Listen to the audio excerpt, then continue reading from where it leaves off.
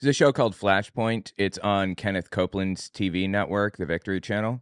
Want to listen to what they have to say? It's all Trump all the time, pro-Trump nonsense. It's crazy. So let's give this a listen. All right, so this is where I need to tell you something. We do reach out to Kamala Harris. We've reached out to her campaign more than one time. We reached out to the Biden campaign, and they say they put us on the list to talk to. So whenever they decide, we'll bring you their perspective as well. These people are vile. If I were Kamala Harris and or her campaign, I would not have anything to do with these people. Like, I'd be willing to go on oppositional whatevers, but not these people. This is not oppositional. This is straight up propaganda. That's it. There's no more to it than that. So, yeah, I don't know. I just would not support propaganda networks personally. Just want to clear that up. Make sure you know that we do ask for both sides. No, they don't. Why are they pretending to be unbiased? They know they're not. They admit to being biased usually. Why is he pretending he's unbiased now? What? Here on Flashpoint. All right. So, Pastor Hank, when you see what's happening with the working class candidate, I want to hear what you think as where they're going to really try to make this work, aren't they? Working class candidate. We head into these last 42 days into the election. What should we be looking for? Yeah. Well, first of all, I just want to follow up on your comment that you're on their list. And it's probably a really, really long list, Pastor Gene. So there you go. But here's what I believe. I've been wow, that was so super funny. talking to a lot of people as I'm out in public, and I'm running into a lot of people, to Floyd's point, that were once Democrat, and they're saying they will not endorse that because they're hurting in their pocketbook. And so I think that we are going to continue to see more and more people realize when it comes down to the issues at hand that they have really gone through a very hard season. And God promised something. And this is what I want people to remember as we're going through the month of October. He told us to draw near to him and bind the thief. I think the enemy wants to do a lot of things before our scheduled election to try. So he's using biblical language here. Draw near to him and bind the thief. And I hear you asking, where does the Bible say that exactly? Or what does that mean? What did it mean when the Bible said that? The answer is the Bible didn't say that. Hank Kunneman said that and pretended that it came from the Bible because he's a prophet of God, you see. And he can prophesy from the word of the Lord, you see. Or he can fabricate the word of the Lord, you see. Just a joke. These people are jokes.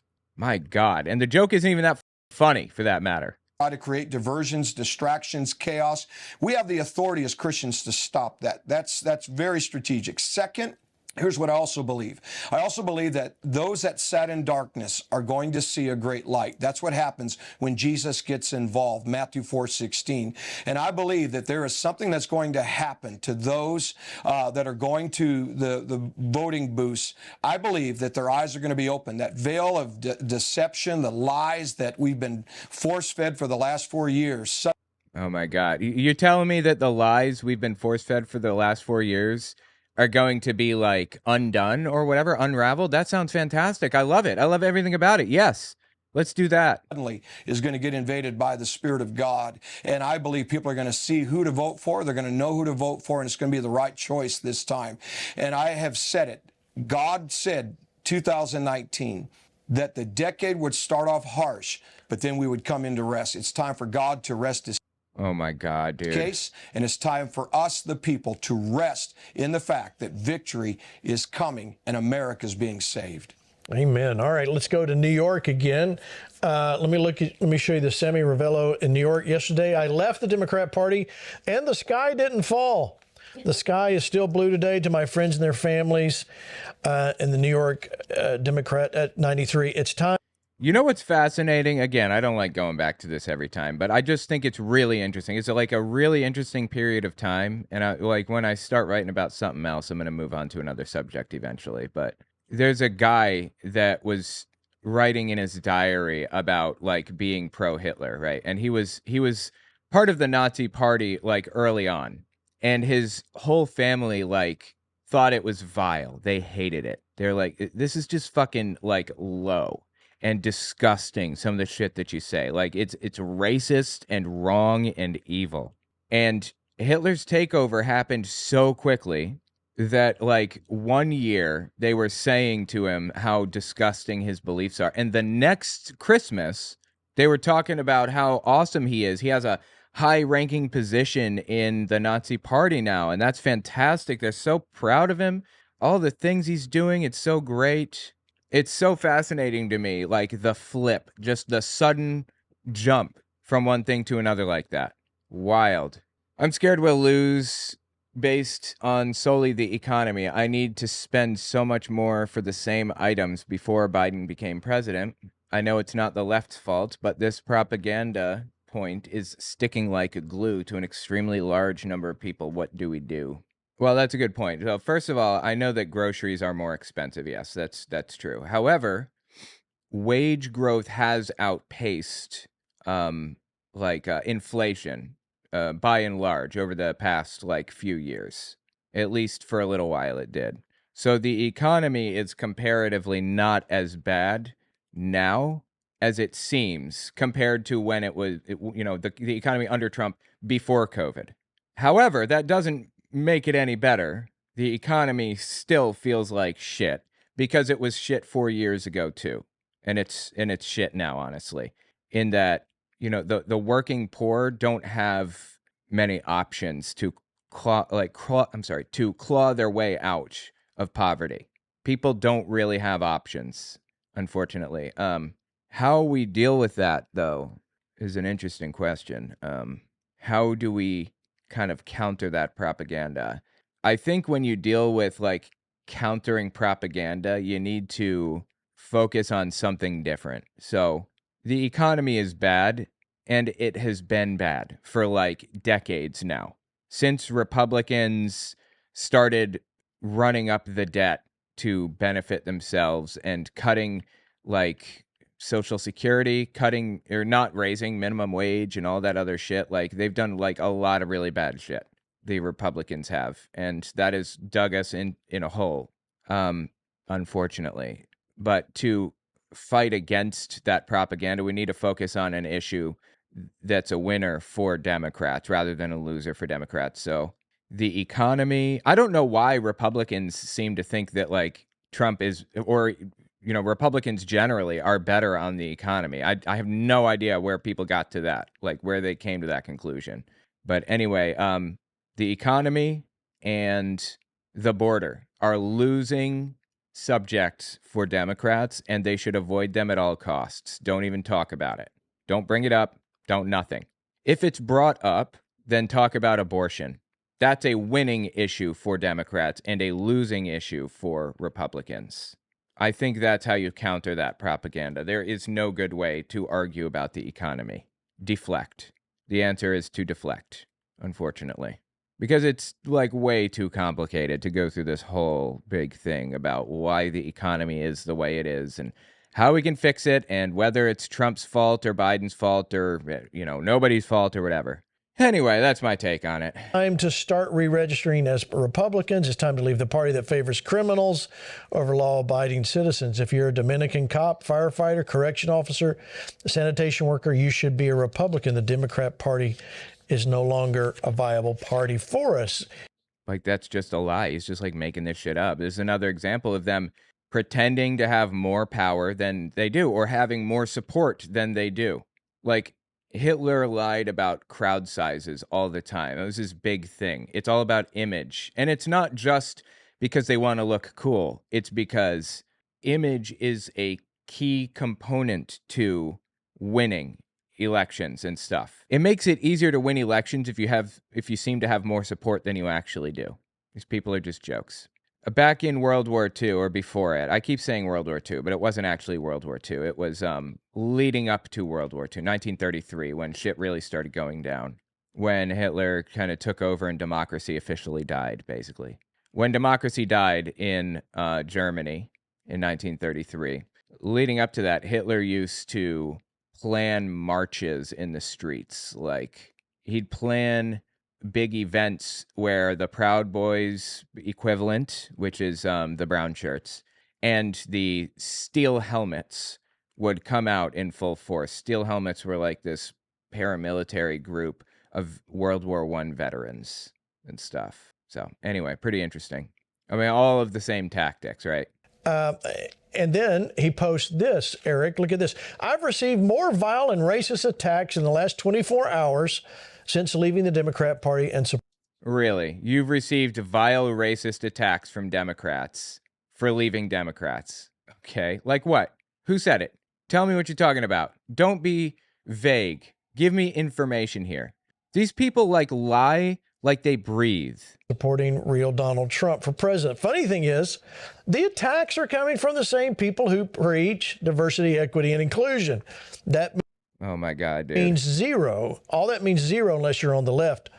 Incredible how some people react to different opinions, but I won't be silenced. I'm proud. Such a martyr, such a fighter, huh? Who is saying this to you? Who's using racist attacks on you or whatever? And what are they saying specifically? He didn't even tell us what's being said. He just said, people are attacking me. These people are not victims, and they know that they're not victims, and they have to pretend to be victims, or nobody will give a shit what they're up to. This is just embarrassing. It's embarrassing. Out of my choice and excited to join a movement that puts America first. Now, Eric, that's not just one guy deciding to bail out. I mean, this is just Yes, it is. Literally, it was just one guy. You were reading his tweets. indicative of a much bigger across America. We're seeing that, but this is New York. This is a big deal that's happening in New York, and Oh, please. it's got to be shocking for the Democrat Party. Well, listen, things had to get this bad to wake some people up. You know, most of us. You know, this guy really, truly, deeply disgusts me. Truly, honestly. Like, Eric Metaxas got famous for writing a book titled Bonhoeffer. Prophet, Martyr, Spy, something or other. I don't even remember the name of it. But he just lied about Dietrich Bonhoeffer nonstop for like 300 pages or whatever. Lie, lie, lie. And he turned Dietrich Bonhoeffer into the patron saint of abortion by claiming that, yeah, I've gone through this before, but just in case someone's watching who hasn't heard it, he turned Dietrich Bonhoeffer into the patron saint of abortion because Bonhoeffer was this Lutheran preacher in Germany during Hitler's reign that came up with ethical religious justifications for assassinating somebody uniquely. Like, that had never been argued before in Christian circles in any serious way. So Eric Metaxas here decided to take those arguments for assassination and apply it to, like, abortion doctors. Like, what do we do if somebody's life is at risk? We have a moral obligation to, as Dietrich Bonhoeffer said about Hitler, he said,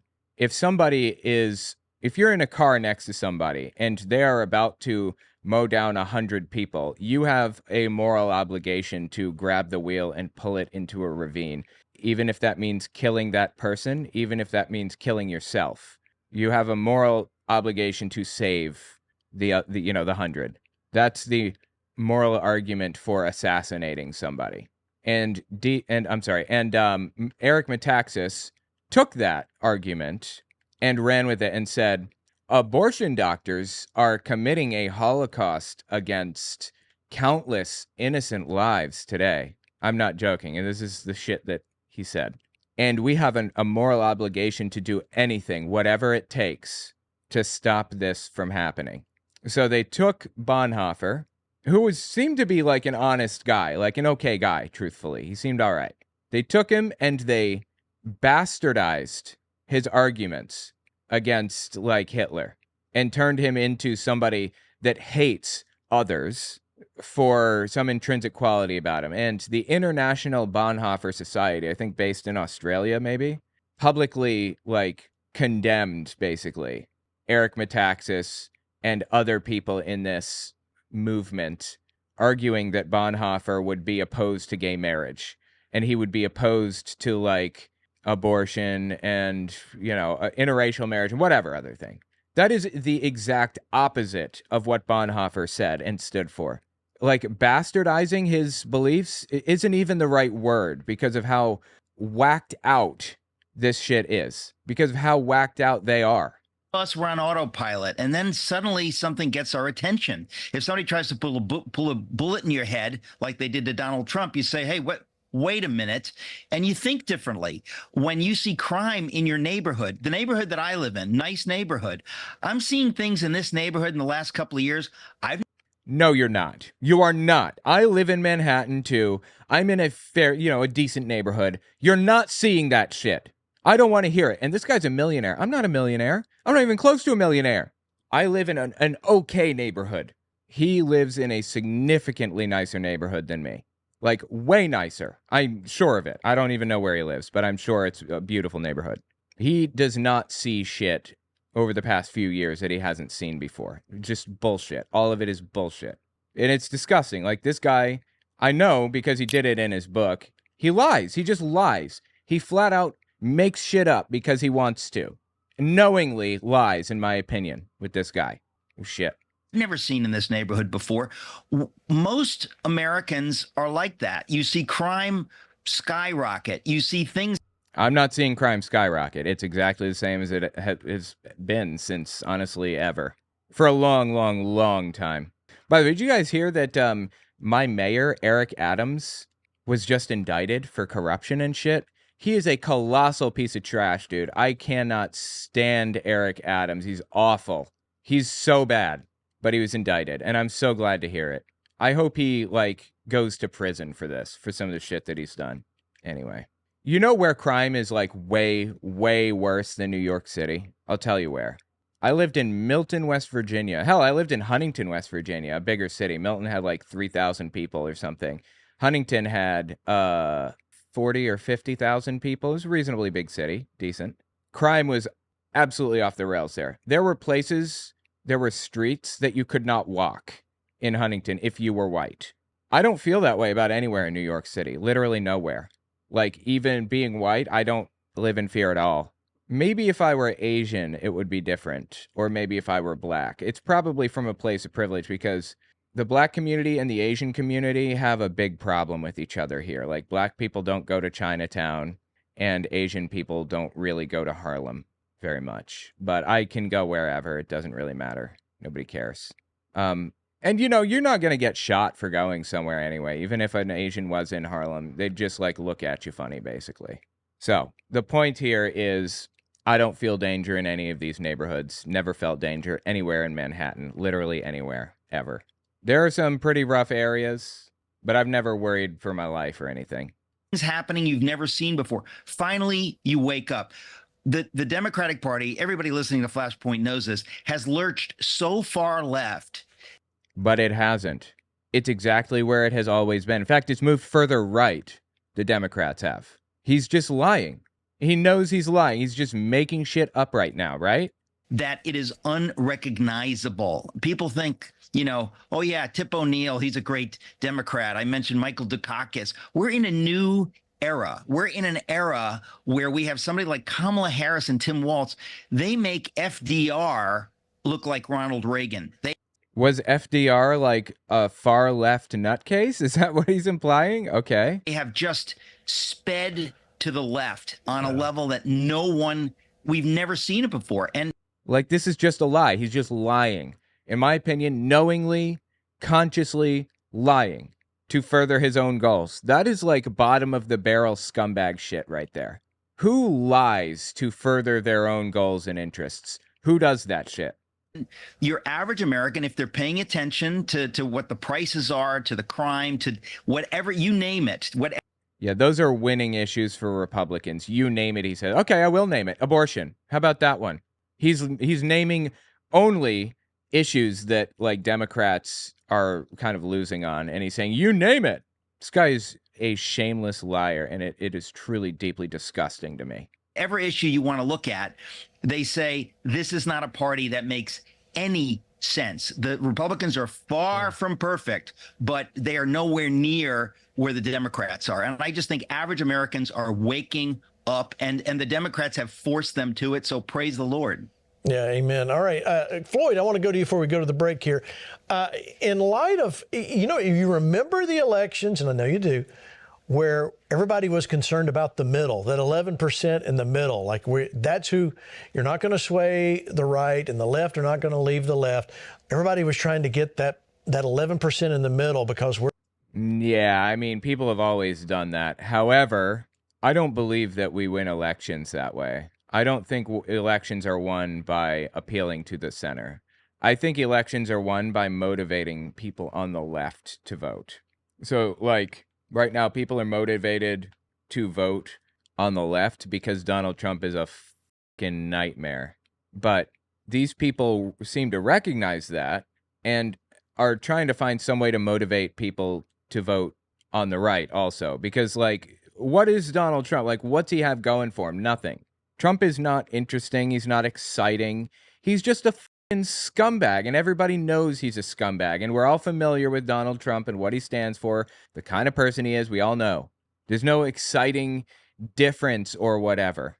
But people on the left, they are motivated to vote, not out of excitement for Biden necessarily back in 2020, but they were motivated in 2020 out of disgust for Donald Trump and fear for what he would bring the country. So the left is motivated to vote. They need to motivate the right, and they don't know how.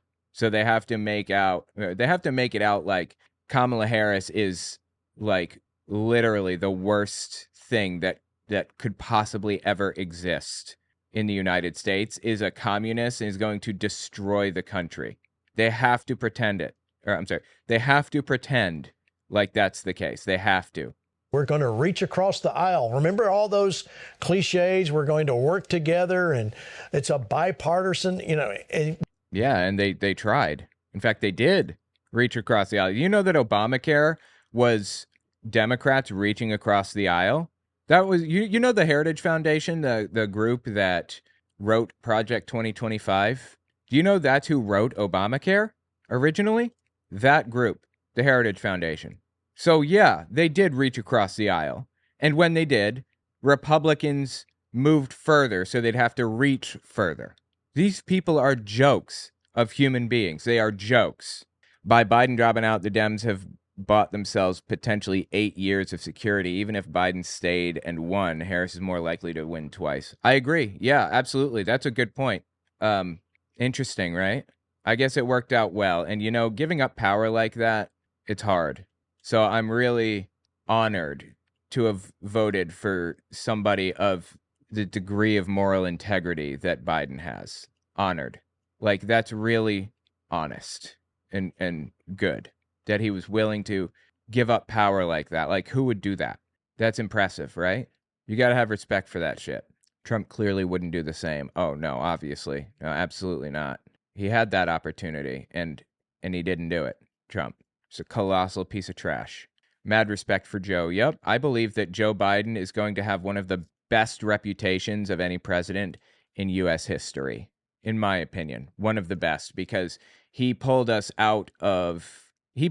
from the brink of, like, dictatorship. We were on the razor's edge of democracy and dictatorship, and he guided the United States through it. So, yeah, that's really, really honorable stuff, truthfully, in my opinion. Yeah, FDR, FDR was pretty left-leaning. However, like, the right had not succeeded in demonizing socialism and communism to the degree that it succeeded in doing so today. They hadn't done that yet. Socialism was not a dirty word yet. Like, it was not synonymous with communism yet in, like, the 1930s. But now it is. Now it's just like this big evil monster is coming to get you or whatever. It's just embarrassing, man.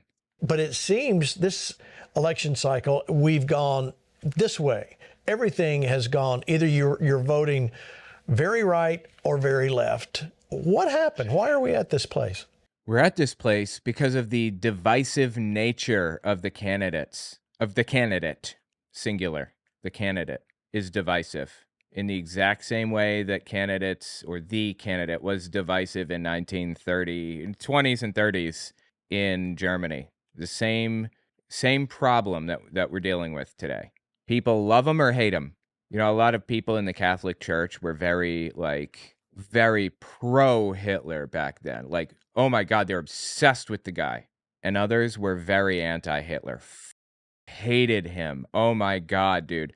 It was so like divisive that it came to the point where like the Pope signed a treaty with Hitler's government, and you got two reactions. The first reaction was bishops losing their fucking minds, feeling betrayed and perplexed and upset. And the second reaction was full blown working with Nazis to do shit. Like, for example, let me find it. I have something in my notes about it here. Hang on. It was here. A Catholic priest helped kill Jews. German puppet dictator in Hungary was called the Selassie, I think. Lost no time in passing new laws, reconstructing the state along fascist-style corporate lines. His men began murdering surviving Jews across Budapest, assisted in some cases by Catholic priests, one of whom, Father Kuhn, got into the habit of shouting, "In the name of Christ, fire," as the Arrow Cross paramilitaries leveled their guns at their Jewish victims. So some priests were really, really into him, into like fascism generally, and others were just like, "Oh my God, that's disgusting. What is wrong with you people?" Well, you had this era of really, and I go back to the race in 2016 with Hillary Clinton calling Trump supporters deplorables. Right. And then That is not what she said. No, don't say right to that. It's not right. You are incorrect. She said the majority of Trump supporters are honest, hardworking people who just, have always voted Republican, and because, that's what their parents did and whatever else. And then there's a small subset of Republicans that vote for Trump because they're deplorable. They're just awful people. And yeah, that's true. You know what? You could say it the other direction too if you wanted.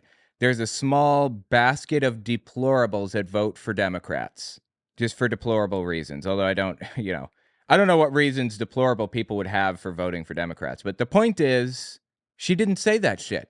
They're just making this up. They're just lying. Again, these people cannot help themselves but to just fabricate shit right out of the ether. And as time has gone on, they have just continued to act as if Donald Trump supporters aren't real people. They dehumanize What are you talking about? them. They treat Donald Trump so terribly. They what? What is he talking about right now? Seriously. What's he referring to? I don't understand. He's saying that somebody, some ambiguous they, is mistreating Donald Trump? I don't understand. Media has become so unbelievably biased that a lot of people are being awakened that as Eric said, they hadn't been awake before. They had been involved in their lives, and now they see what's going on. Would you say woke? Is that the word you'd use, maybe? Woke? And they're ready to take action and get involved. And I think this is actually good for the country in the long term, because we have to build back to a unified position. Build back better, maybe? Is that a term you might use? And I think it's clear Donald Trump is much more of a unity candidate than these people live in another universe. And like most of these people, I don't even think they believe this. Like this guy right here, Floyd Brown, he doesn't believe this. He knows better. He knows Trump is not a unity candidate.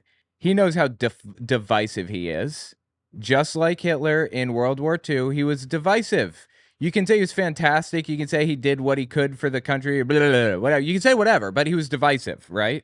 It doesn't matter like how you view him. He drew battle lines with people and caused problems. These Marxists and hard leftists that somehow grabbed control of the Democrat Party with Barack Obama. Let me Oh my God. you, Chris Ann.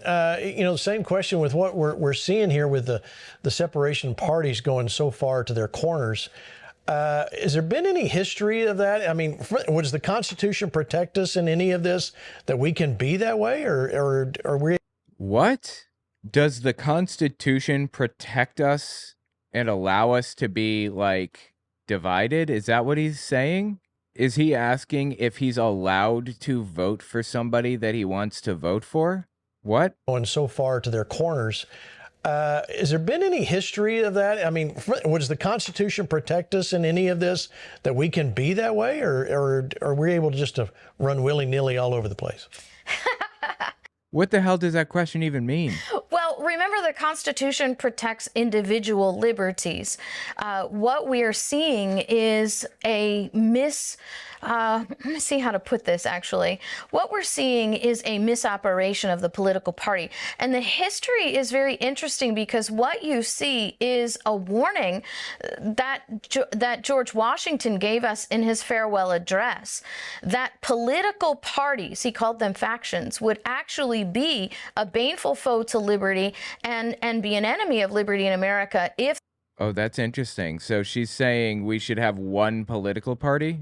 That's not what Washington meant when he said political factions, obviously. I can't believe I'm even saying this. He meant divisiveness. People can have disagreements on whatever. That's the nature of being in a political party. What are they talking about? The political parties were allowed to create this kind of faction. What we have now, and why we have this great polarization, is because we have a great polarization of the people. And that's because, as was mentioned before, the Democrat Party has left everybody behind and has become full-on communist. Oh my God, dude. These people are so full of shit. So completely and totally full of shit. They cannot tell the truth to save their lives. Democrats are full-on communists now, huh? Okay.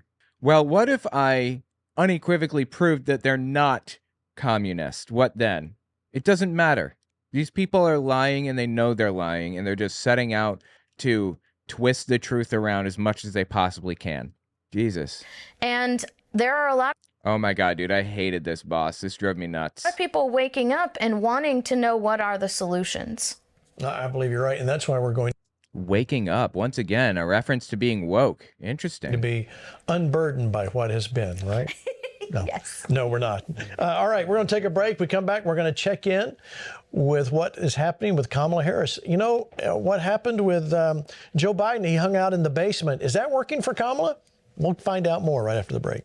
Oh my God, these people do nothing but lie and propagandize and twist shit around like nonstop. That is all they do. It is insane. I have never seen anything like it. Anyway, tell me what you think about it in the comments. This is wild.